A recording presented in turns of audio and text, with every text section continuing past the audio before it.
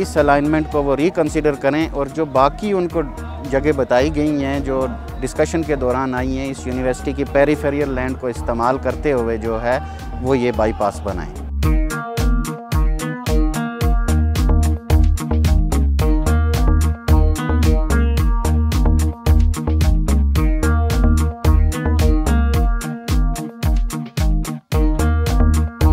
Public interest का project है, उसमें से यहाँ कोई भी उसके ख़िलाफ़ नहीं है। हमारा जो सबसे बड़ा एतराज़ है वो इस प्रोजेक्ट की अलाइनमेंट के ऊपर है।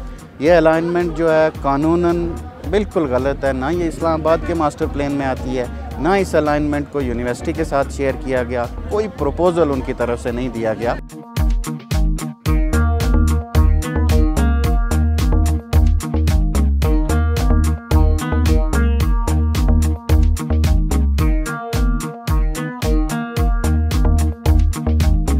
हमारे यहाँ पे हॉस्टल्स की फैसिलिटीज़ देंगे, हमारे जो अंदर डिपार्टमेंट उधर इंस्टीट्यूट एजुकेशन तालीमी बजट हमारा किधर भी नहीं है, बिल्कुल तबाह है।